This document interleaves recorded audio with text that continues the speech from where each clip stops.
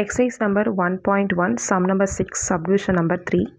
A union B cross C equal to A cross C union B cross C. First வந்து இதில் A என்ன B என்ன C என்ன அப்படின்றத ஃபர்ஸ்ட் சப்டிவிஷன்லேயே ஃபைண்ட் பண்ணியிருக்கோம். ஸோ A எழுதியாச்சு, B எழுதியாச்சு, C எழுதியாச்சு.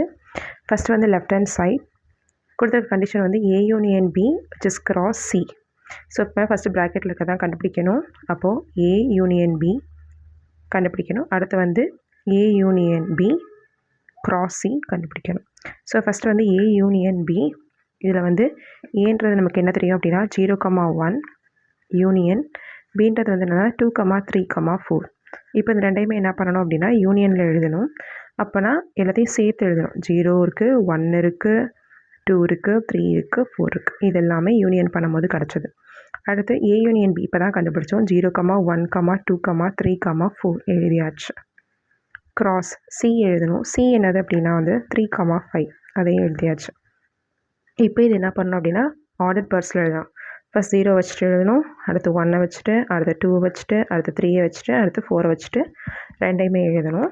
0,3 அடுத்து 0,5 அடுத்து 1 வச்சுட்டு எழுதணும் அப்படின்னா 1,3 1,5. நெக்ஸ்ட்டு 2 வச்சுட்டு எழுதணும் அப்படின்னா 2,3 2,5. நெக்ஸ்ட்டு 3 வச்சுட்டு எழுதணும் அப்படின்னா 3,3 3,5. அடுத்து 4 வச்சுட்டு எழுதணும் அப்படின்னா 4,3 அண்ட் தென் 4,5. That's all. ஓகேவா? இது நம்மளோட லெஃப்ட் ஹேண்ட் சைடுக்கான ஆன்சர். இப்போது இதை வச்சுட்டு அப்படியே ரைட் ஹேண்ட் சைடு கண்டுபிடிக்கணும். அதுவும் சேமாக தான் வரும். ரைட் ஹேண்ட் சைடில் என்ன கொடுத்துருக்காங்கன்றதை ஃபஸ்ட்டு எழுதிடணும்.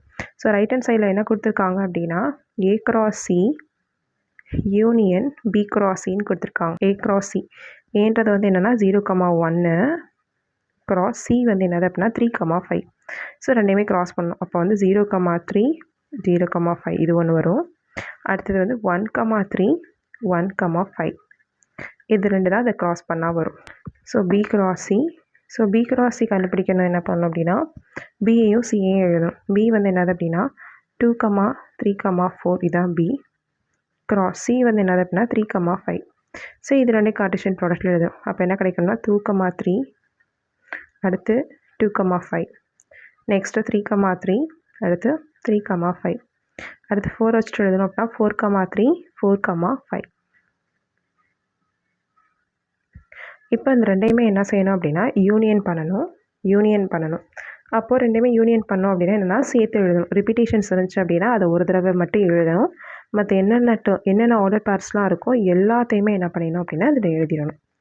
அப்போது ஃபஸ்ட் வந்து 0,3ன்றது இங்கே கிடையாது. ஸோ 0,3 எழுதிக்கலாம், 0,5 எழுதிக்கலாம், 1,3 எழுதிக்கலாம், அடுத்து 1,5 எழுதிக்கலாம், அடுத்து 2,3 2,5 நெக்ஸ்ட்டு 3,3 3,5 நெக்ஸ்ட் 4,3 4,5.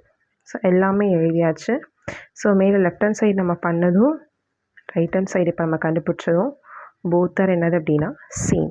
ஸோ ரெண்டுமே சேமாக இருக்குது அப்படின்றதுனால என்ன எழுதிக்கணும் அப்படின்னா left hand side which is equal to right hand சைடுன்னு எழுதிக்கணும். எழுதிட்டு என்ன கொஸ்டினோ அந்த கொஸ்டின் அப்படியே எழுதணும். எழுதுனதுக்கப்புறம் ஹென்ஸ் ப்ரூவ்னு போட்டு இந்த சம்மை வந்து ஃபினிஷ் பண்ணிடணும். Hence prove.